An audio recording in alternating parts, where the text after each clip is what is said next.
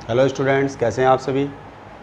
तो आज हम स्टार्ट करने जा रहे हैं nomenclature of halogen derivatives of alkanes. तो एल्केन्स के जितने भी हैलोजन डेरिवेटिव्स होते हैं उनके नोमेनक्लेचर को हमने आज करना है। तो स्टार्ट करते हैं। नोमेनक्लेचर में दो कैटेगरी आ जाती है, दो सिस्टम आ जाते हैं। एक तो होता है हमारा कॉमन सिस्टम।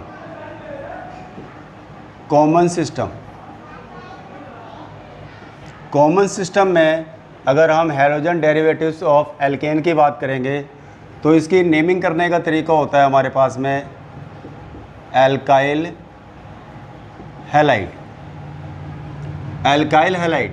और फ्रंट में आपने पोजीशन दिखानी होती है कि भाई आपका जो हैलोजन एटम है वो किस पोजीशन पे प्रेजेंट है। तो कॉमन नेम में आपको जो नज़र आएगा, या तो आपको पोजीशन के लिए एन लगाते हैं हम यहाँ पे, या फिर हम सेकेंडरी वर्ड यूज़ करते हैं, या फिर हम आइसो यूज़ करते हैं, या फिर हम टर्सरी यूज़ करते हैं, या फिर आप देखोगे नियो को यूज़ करते हैं। तो नियो एट्सेट्रा, तो ये सारी टर्म्स वहाँ पे यूज़ होती हैं किसके लिए? पोजीशन को इंडिकेट करने के लिए कि कोई भी हमारे पास एल्केन की चेन है तो उस कंडीशन में अगर हमारा हैलोजन एटम वहाँ पे प्रेजेंट है तो उन हैलोजन एटम्स की पोजीशन को इंडिकेट करने के लिए हम एन, सेकेंडरी, आइसो, टर्सरी या फिर आप कह सकते हो नियो का यूज़ करते हैं। जैसे हमारा कॉमन सिस्टम होता है ना, इसी तरीके से हम IUPAC सिस्टम में भी बात करते हैं हम। और अगर हम IUPAC सिस्टम की बात करते हैं तो इसमें आपका जो हैलोजन डेरिवेटिव्स ऑफ एल्केन्स होते हैं उनकी नेमिंग करने का तरीका क्या होता है हमारा? Halo alkane. इसको भी हमारे को यहाँ पर हैलोजन की पोजीशन इंडिकेट करनी होती है। और यहाँ पे पोजीशंस के लिए जो इंटीग्रल यूज़ करते हो आप 1, 2, 3 एंड सो। तो हमारे को यहाँ पे जो नोमेनक्लेचर लेना है ओनली हैलोजन को लेकर ही बात करनी है।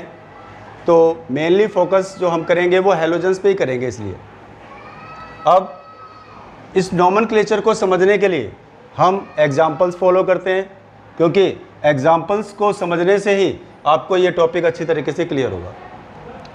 जैसा कि मैं दोनों ही सिस्टम की बात में एक साथ लेके चलूँगा, कॉमन को भी लेके चलेंगे और साथ साथ हम IUPAC नेमिंग को भी लेके चलेंगे। बेसिकली जो ज़्यादा आपके लिए इम्पोर्टेंट होता है वो IUPAC नेमिंग ही होता है। तो बोर्ड में क्या होता है कि IUPAC नेम्स ही आते हैं ज़्यादातर, हमारे कॉमन नेम्स पे क्वेश्चन पुटअप नहीं होते हैं। लेकिन कोई कन्वर्जेंस वगैरह करते हैं तो कई बार रिएक्टेंट और प्रोडक्ट का नाम हो सकता है कि आपको वो कॉमन नेम्स गिवन हो। तो आपको नॉलेज के लिए तो पता ही होना चाहिए कि भाई किसी भी कंपाउंड का आपका वहाँ पे जो इम्पोर्टेंट कॉमन नेम होते हैं वो एटलीस्ट आपको मालूम होने चाहिए। तो अब जैसे कि हम बात करने जा रहे हैं, स्टार्टिंग करते हैं हम कुछ एग्जांपल्स को लेते हुए। एग्जांपल के तौर पे जैसे कि मैंने ये ले लिया, देखिए CH3, CH2, CH3, CH2, CH2, Cl।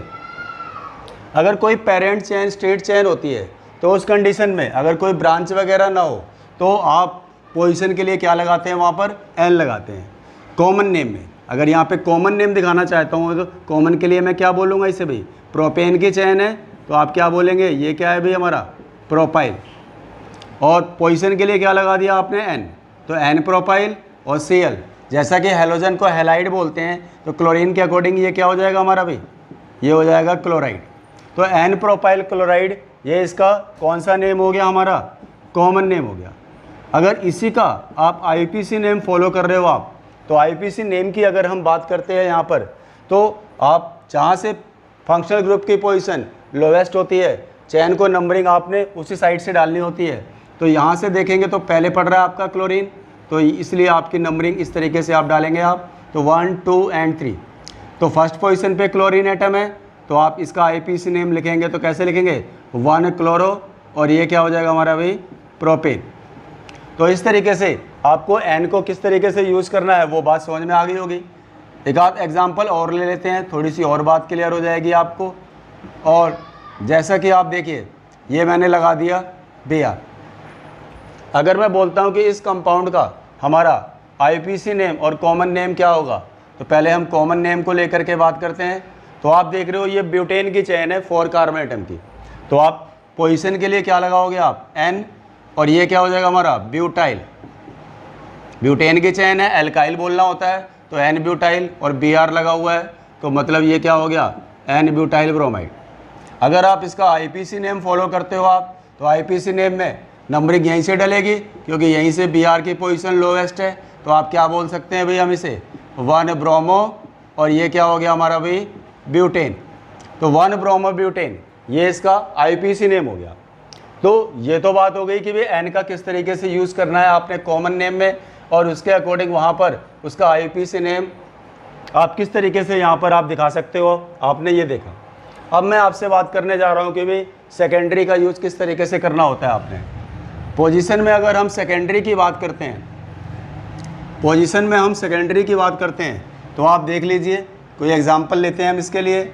जैसे कि ये हमारे पास क्या है CH3 है, ये CH2 है, ये क्या है CH है, ये क्या है Br है, ये क्या है CH3 है। बहुत आसान सा तरीका होता है इसके लिए।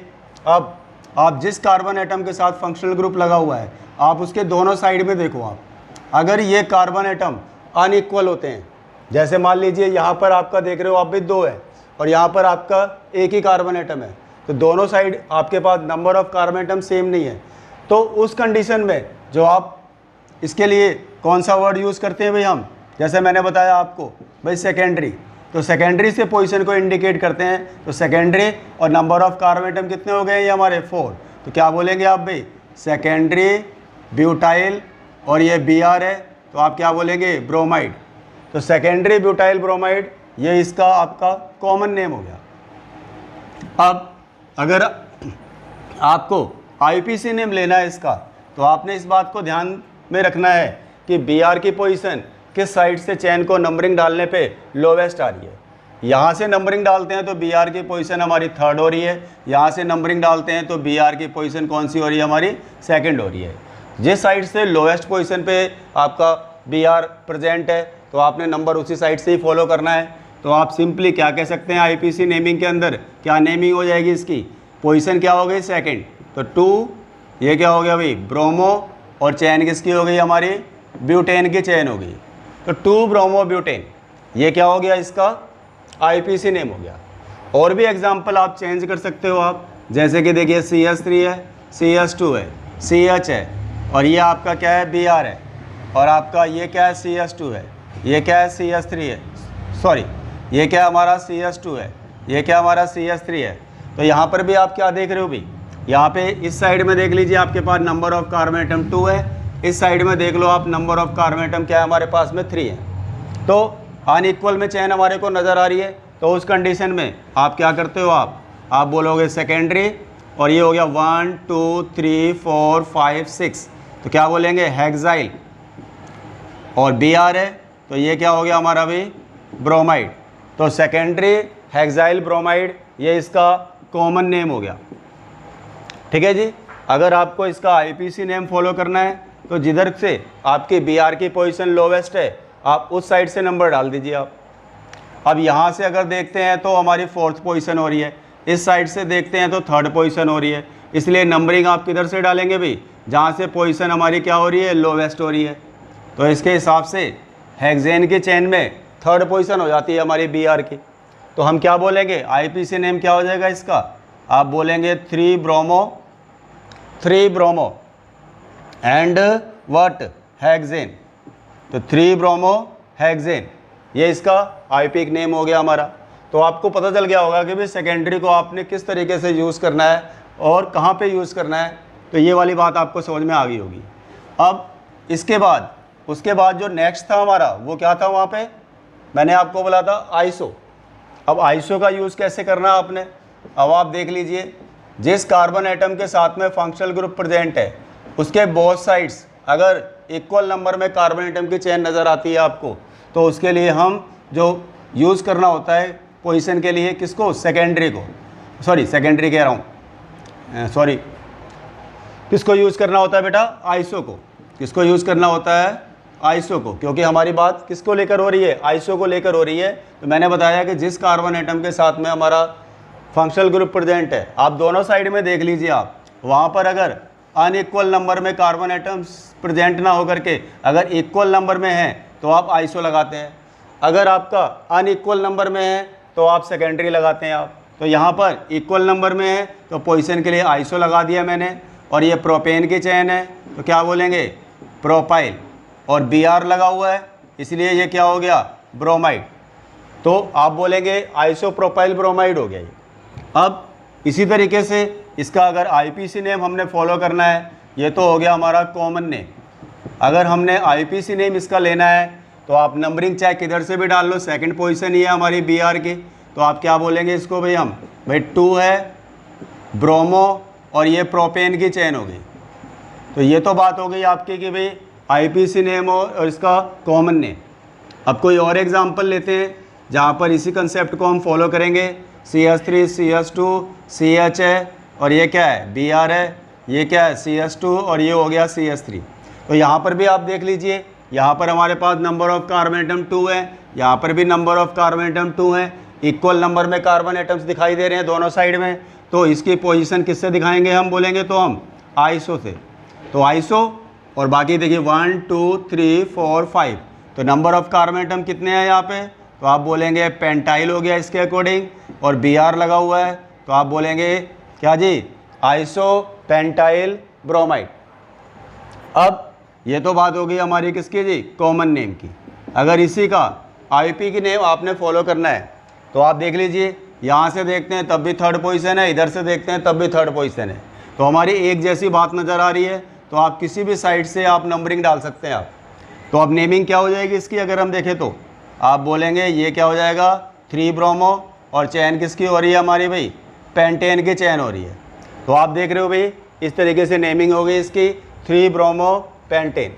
तो आपने देखा कि कहाँ पे आपने N लगाना है, कहाँ पे आपने सेकेंडरी लगाना है, कहाँ पे आपने आइसो लगाना है।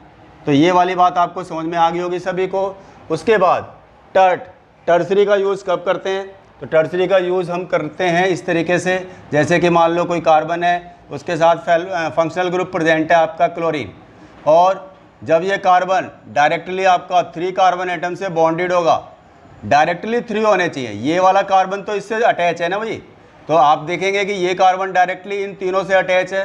तो इसके लिए, और ये कार्बन फंक्शनल ग्रुप कंटेन करता है, तो जो कार्बन एटम फंक्शनल ग्रुप के साथ बॉन्ड बना रहा होता है, अगर वो डायरेक्टली 3 कार्बन एटम से बॉन्ड बना रहा होता है, तो पोजीशन को इंडिकेट कैसे करते हैं इस क्लोरीन की टर्सरी लगा करके। तो यहाँ पर अगर इसके कॉमन नेम की बात करते हैं हम, तो क्या हो जाता है भाई, बोलेंगे टर्सरी एंड 1 2 3 4 5 क्या बोलेंगे पेंटाइल, और उसके बाद क्लोरीन लग रहा है तो यहाँ पे क्या हो जाएगा क्लोराइड। तो इसका क्या नाम हो जाएगा भाई, तो टर्सरी पेंटाइल क्लोराइड।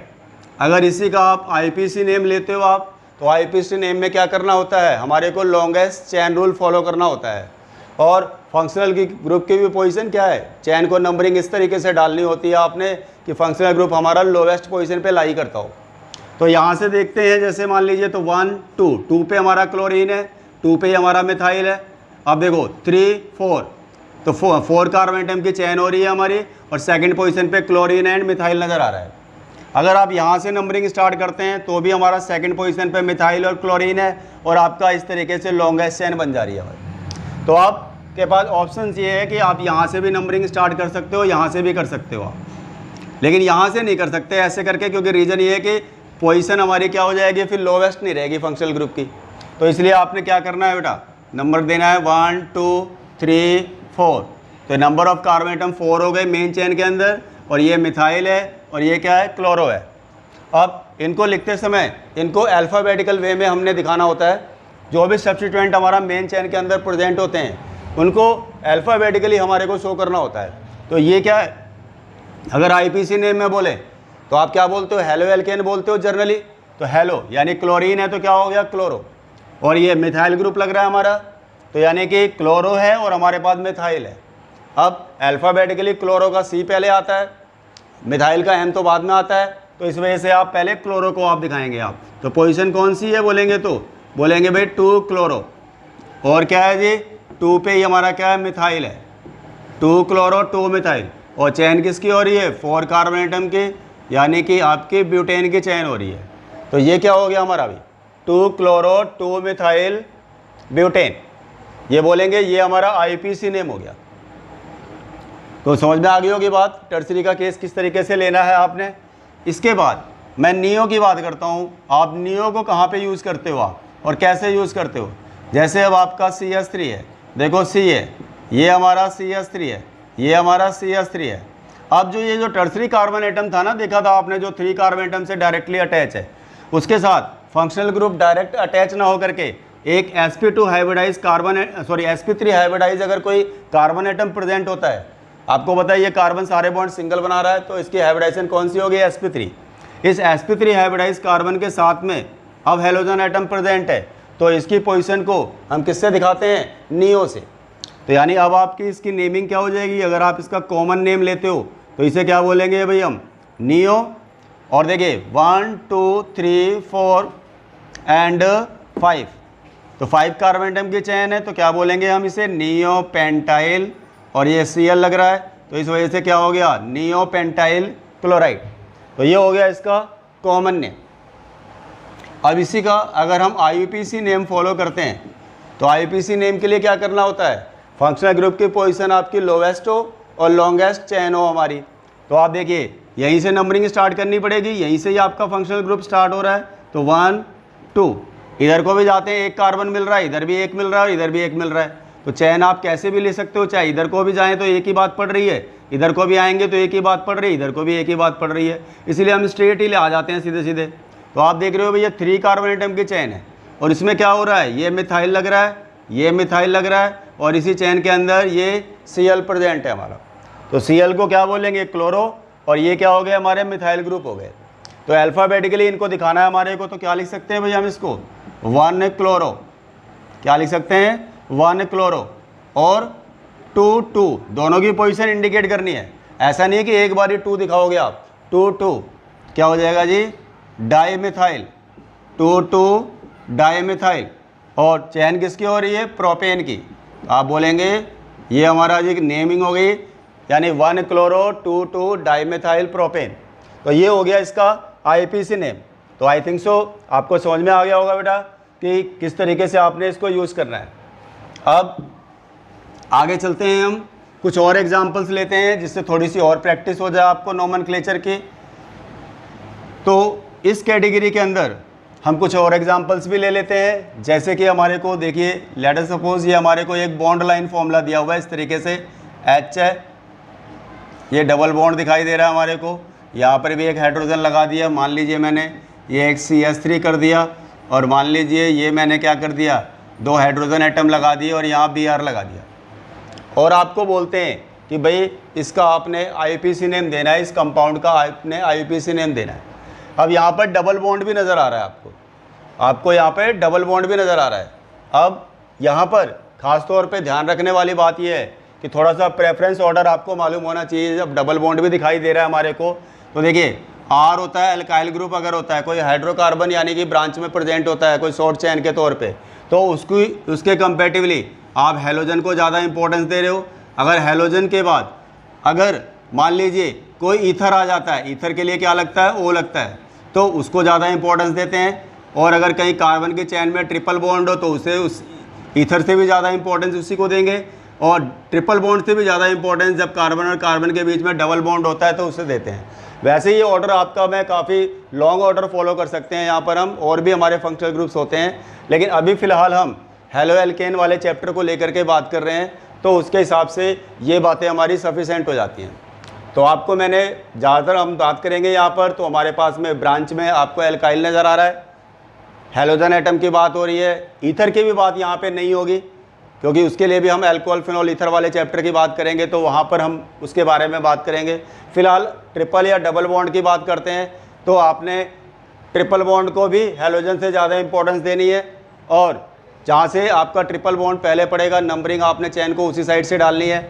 ऐसे डबल बॉन्ड की बात करें तो डबल बॉन्ड तो इससे भी ज़्यादा आपको पता है प्रेफरेंस ऑर्डर में इसको इंपॉर्टेंस देते हैं हम।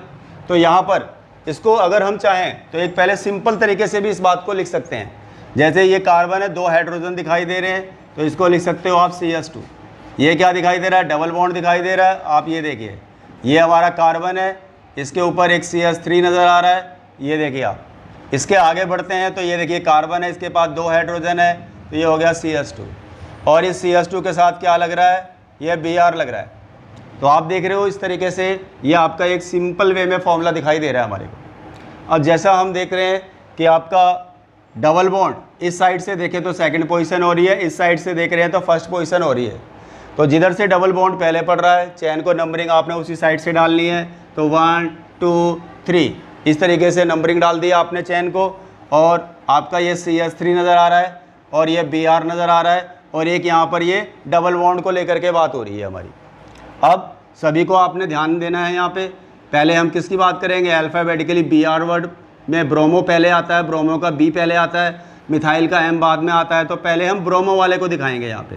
तो क्या हो जाएगा अभी, आप बोलेंगे भाई 3 ब्रोमो हो गया, 3 ब्रोमो हो गया, और बोले तो 2 मिथाइल, और फाइनली प्रोपेन, प्रोप की चैन है तो प्रोप।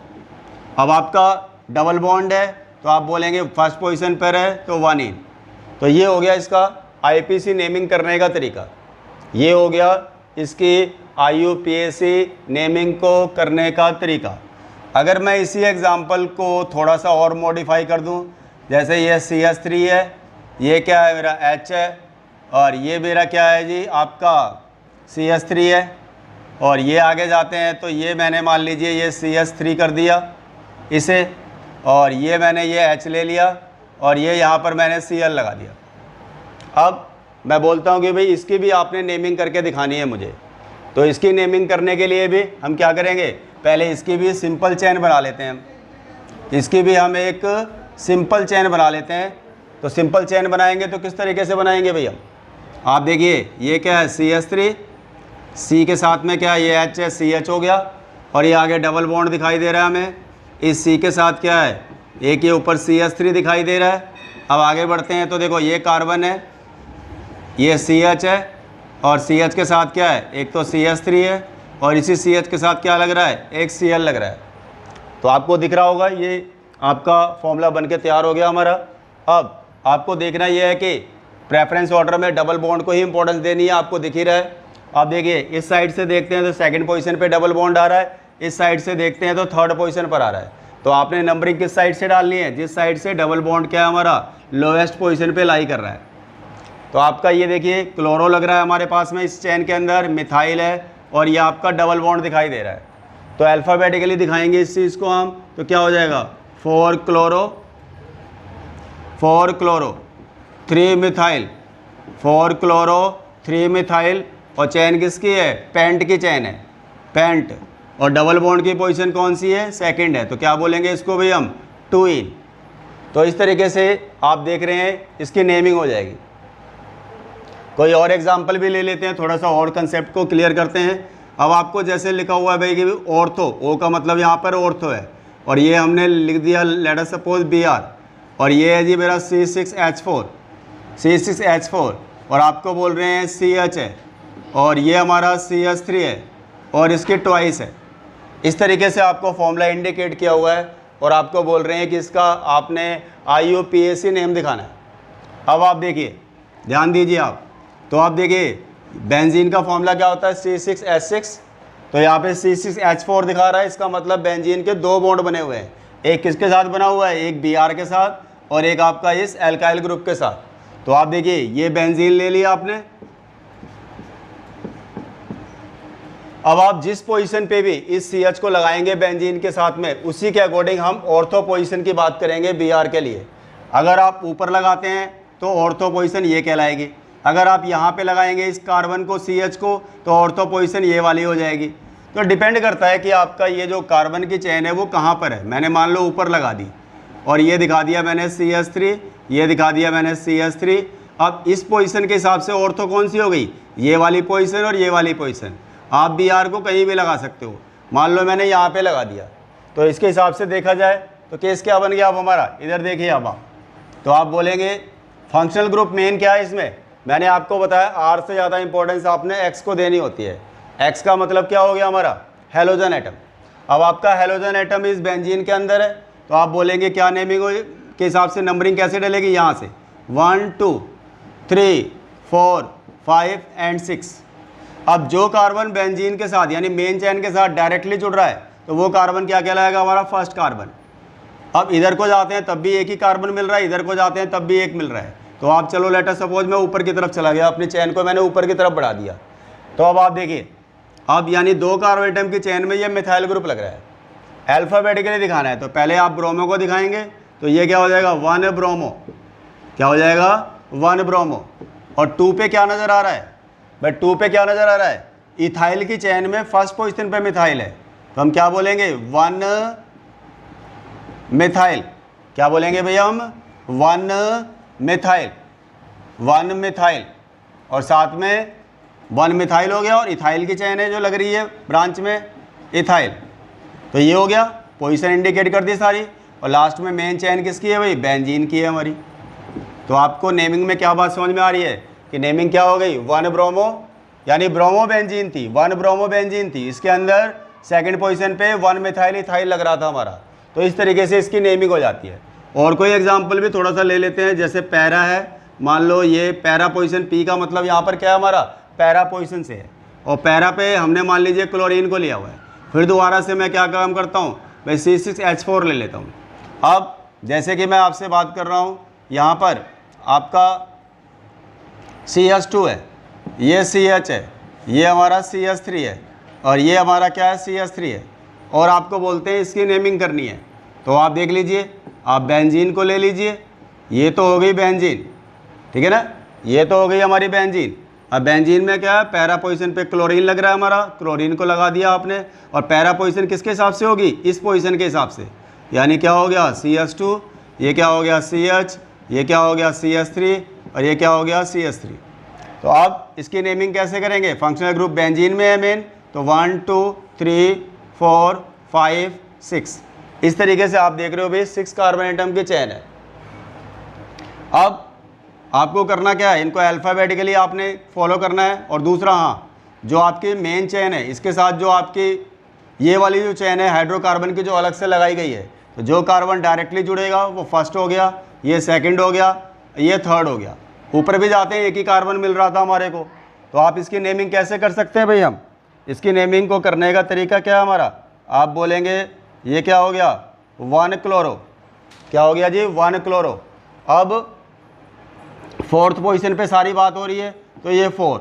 अब इस 4 पे क्या हो गया, प्रोपाइल की चेन है, सेकंड पोजीशन पे मिथाइल है, तो हम क्या बोल सकते हैं इसको भी हम 2 मिथाइल, 2 मिथाइल, और ये क्या हो गया जी प्रोपाइल, 2 मिथाइल प्रोपाइल। और फाइनली मेन चेन किसकी है हमारी, अगर हम देखें तो ये बेंजीन की चेन है, तो यानी आपकी नेमिंग क्या होगी यहाँ पर 1 क्लोरो, 4 पे 2 मिथाइल प्रोपाइल, और ये हो गई जी आपकी बेंजीन। अब थोड़ा सा एग्जाम्पल को मैं और चेंज करता हूँ। अब इस एग्जाम्पल को हम थोड़ा डिफरेंट वे में लेके चलते हैं। अब जैसे इधर देखिए, अब आपका क्या है, ये जैसे बेंजीन है, ये हमारी बेंजीन है। अब बेंजीन के साथ मान लीजिए ये CH3 लग रहा है, और ये क्या है CH2 है, और ये क्या है CH है, ये क्या है Cl है, और ये क्या है हमारा CH3 है। और आपको बोलते हैं कि अब इस कंपाउंड की आपको नेमिंग करनी है, तो अब इसकी नेमिंग कैसे करेंगे हम। अब आप देखिए, आपका जो मेन फंक्शनल ग्रुप है, यानी कि हेलोजन एटम जो है हमारा R, और देखो R की बात हो रही है हर जगह और हेलोजन एटम की बात हो रही है। अब आपका ये जो हेलोजन एटम है वो इस चेन के साथ में जुड़ा हुआ है, ओपन चेन के साथ में, बेंजीन के साथ में डायरेक्ट नहीं जुड़ रहा। तो आपकी मेन चेन कौन सी हो गई, पेरेंट चेन कौन सी हो गई हमारी, इस प्रोपेन की चेन को बोलेंगे हम, क्योंकि आपका हेलोजन एटम इस चेन के अंदर मेनली प्रेजेंट है। अब अगर इसकी बात करते हैं तो आपको देखना क्या है, अब देखिए आपकी लॉन्गेस्ट चेन होनी चाहिए, और जो भी सब्स्टिट्यूएंट प्रेजेंट हैं उनका टोटल सम क्या होना चाहिए हमारा, लोवेस्ट होना चाहिए। अब इधर देखिए, अब आप बात को समझिए आप, अब यहाँ से अगर नंबर डालते हैं तो आप देखते हो 1 2 एंड 3। अगर यहाँ पे सब्स्टिट्यूएंट की पोजीशन देखें इस मेन चेन के अंदर, तो फर्स्ट पोजीशन हो गई एक, तो एक सेकंड पोजीशन हो गई, तो 1 + 2 = क्या होता है 3।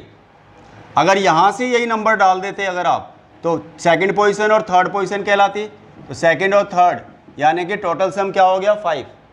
तो पोजीशन का सम जिस साइड से लोवेस्ट होता है, आप नंबरिंग क्या करते हो, आप उसी साइड से फॉलो करते हो। आप इधर से भी इस चेन में देख रहे हो Cl की पोजीशन सेकंड आ रही थी, इधर से भी सेकंड आ रही थी, लेकिन यहाँ पर इसको यहाँ पे सब्स्टिट्यूएंट भी मिल रहा है अपनी लोवेस्ट पोजीशन पे। यहाँ से देखते हैं तो इसकी पोजीशन हमारी बढ़ रही है, और इधर से देखते हैं तो वो पोजीशन क्या हो रही है हमारी, कम हो रही है। तो कौन सा वाला रूल ज़्यादा एप्लीकेबल होगा, ये वाला क्या हो जाएगा बेटा, रॉन्ग होगा अगर आप इस तरीके से करते हो आप तो। अब देखते हैं इसकी नेमिंग क्या हो जाएगी। अब देखिए इस 1 के साथ क्या लग रहा है, ये बेंजीन लग रही है। बेंजीन को क्या बोलते हो, फिनाइल, अगर साइड चेन में आती है तो। इसके हिसाब से इसकी पोजीशन डालें मिथाइल की, तो कौन सी पोजीशन हो रही है, 4th पोजीशन हो रही है। अब इसकी नेमिंग कैसे करेंगे हम, आप क्या बोलेंगे, 2 पे क्लोरो हो गया, 2 पे क्लोरो हो गया। अब देखिए 1 पे क्या है, देखो मिथाइल है 4 पे, तो क्या बोलेंगे 4 मिथाइल, क्या हो गया 4 मिथाइल। और ये क्या हो गया, बेंजीन को क्या बोलेंगे यहाँ पे, जब ब्रांच में अवेलेबल होती है तो क्या बोले, फिनाइल।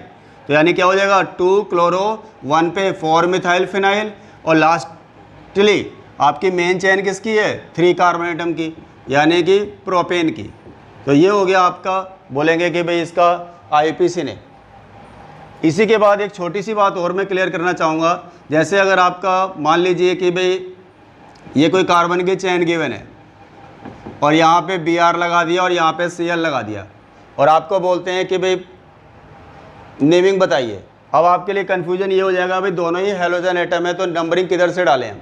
तो उस कंडीशन में आपका जो प्रेफरेंस ऑर्डर होता है, फ्लोरीन से ज़्यादा आपने क्लोरीन को इंपॉर्टेंस देनी है, क्लोरीन से ज़्यादा ब्रोमीन को, ब्रोमीन से ज़्यादा आयोडीन को। तो यहाँ पे किसको प्रेफर करेंगे हम, Br को प्रेफर करेंगे। तो नंबरिंग आप इस साइड से डालेंगे आप। तो ये तो हो गया क्लोरो और ये क्या हो गया आपका ब्रोमो। अब अल्फ़ाबेटिकली अगर हम इस बात को बोलें तो ब्रोमो को पहले इंडिकेट करेंगे, तो ये क्या हो जाएगी इसकी नेमिंग भाई, 1 ब्रोमो, और 2 पे क्या हो गया क्लोरो, और फाइनली चेन कितने कार्बन एटम की है, 2 कार्बन एटम की है, मतलब इथेन की है। अब जहाँ तक नोमेनक्लेचर के प्रैक्टिस की बात करें तो एग्जांपल्स तो बेटा कितने ही प्रैक्टिस कर लो आप। ये मैंने कुछ एग्जांपल्स लेकर के ये नोमेनक्लेचर को आपको समझाने की कोशिश करी है यहाँ पे। तो आई थिंक सो आप सभी को समझ में आ गया होगा। एंड नोट डाउन, इसे नोट कर लीजिए, और बाकी आप खुद भी प्रैक्टिस कर सकते हैं। बहुत सारे एग्जांपल्स बुक्स में ऑलरेडी गिवन है, तो आप वहाँ से भी अपने नोमेनक्लेचर की अच्छी प्रैक्टिस कर सकते हैं। नोट कर लीजिए आप लोग।